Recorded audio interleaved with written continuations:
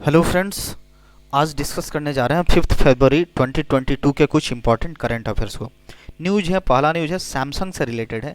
Samsung जो कि south Korea की कंपनी है, उसने क्या किया है, इंटेल जो कि यूएस की कंपनी है, इसको पीछे छोड़ दिया है, सरपास करके आगे निकल गया है सैमसंग। ये क्या है, सेमीकंडक्टर कंपनी है जो कि मेमोरी चिप बनाती है, चिप मेकर कंपनी है।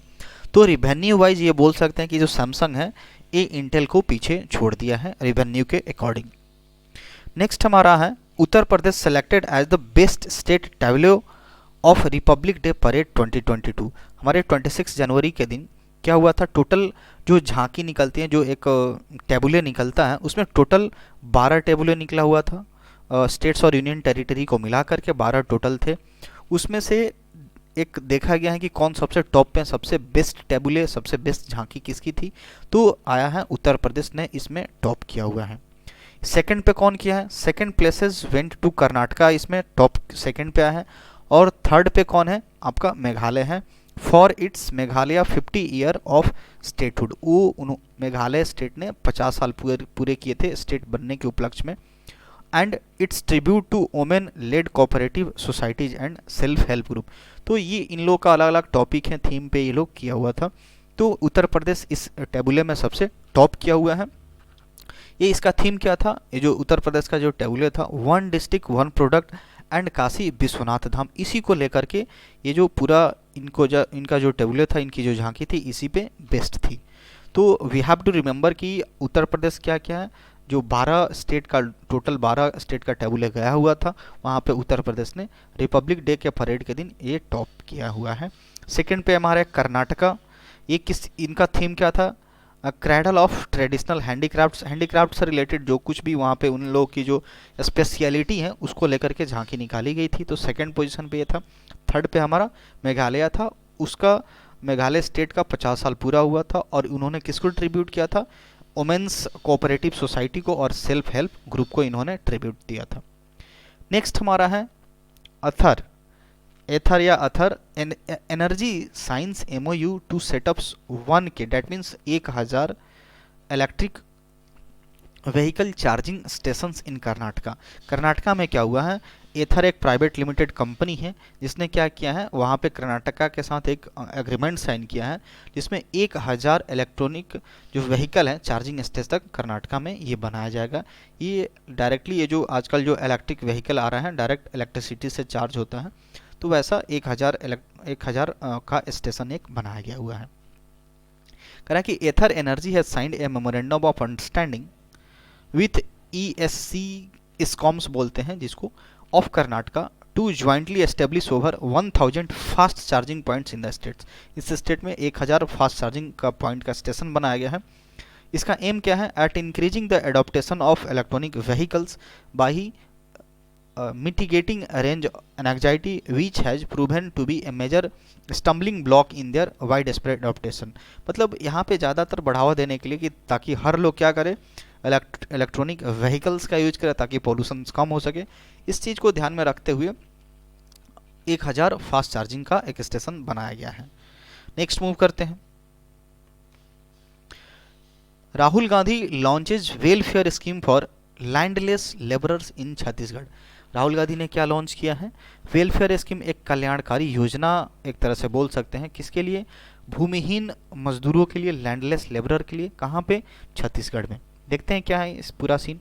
Congress leader Rahul Gandhi on Thursday launched a financial assistance scheme of Chhattisgarh government for landless labourers of rural area with around 3.55 lakh beneficiaries instantly receiving 2000 each in their bank accounts। इसमें क्या होगा, ये लगभग 3.55 लाख को एक बेनिफिशियरी, उनको लाभार्थी लाभ मिलेगा और इंस्टेंटली उनके खाते में, बैंक खाते में 2000 रुपये का जाएगा as the first instalment under the plan. इस प्लान का क्या नाम रखा गया है, राजीव गांधी ग्रामीण भूमिहीन कृषि मजदूर न्याय योजना।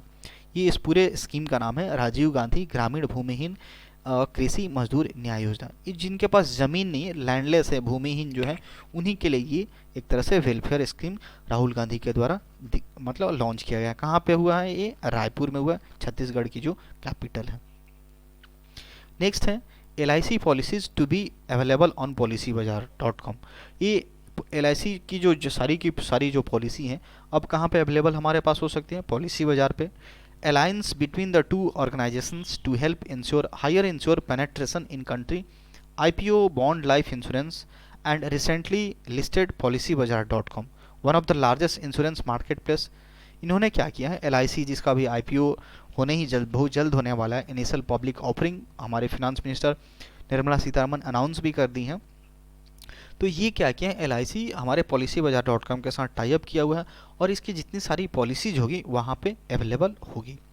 The two companies formally initiated the business on. ये कब हुआ? तो हमारी 3 फरवरी का ये न्यूज है कि LIC ने क्या किया है? policybazaar.com से टाई अप किया हुआ है और LIC की सारी पॉलिसी policybazaar.com पे अवेलेबल होगी। नेक्स्ट है हमारा IOC यानी इंटरनेशनल ओलंपिक कमेटी जो है, IOC क्या किया है? अप्रूव कर दिया है इंक्लूजन शामिल करने का of surfing, skateboarding and spot climbing in 2028 Olympics at Los Angeles. जो लॉस एंजलिस में होने वाला है हमारा 2028 का जो ओलंपिक्स होने वाला है, इसमें 3 गेम्स को तीन स्पोर्ट्स को शामिल किया गया है। कौन है? सर्फिंग हो गया, स्केटबोर्डिंग हो गया और एक स्पॉट क्लाइंबिंग, 3 को शामिल किया गया है। IOC ने हैज़ अप्रूव्ड किया है a proposal to include surfing, skateboarding and sport climbing among the core sports for 2028 summer games in, जो कि कहाँ पे खेला जाने वाला है? 2028 का समर ओलंपिक्स जो खेला जाएगा लॉस एंजलिस में खेला जाएगा। तो यही हमारा इम्पोर्टेंट न्यूज है। नेक्स्ट है, ये काफ़ी इंपॉर्टेंट न्यूज होगा। PM Modi inaugurates 216 foot statue of equality इन हैदराबाद। हैदराबाद में एक हाल ही में मोदी जी के द्वारा एक इनाग्रेशन हुआ है, उद्घाटन हुआ है स्टैचू ऑफ इक्विटी का, जिसका कितना फुट ऊंचा है? 216 फुट की ये स्टैचू है, मूर्ति है, जो कि हैदराबाद में लगाया गया है। Prime minister Narendra Modi dedicated to the nation statue of equity, इसका नाम क्या रखा गया? स्टैचू ऑफ इक्वालिटी, जो कि कहाँ पे? हैदराबाद में है।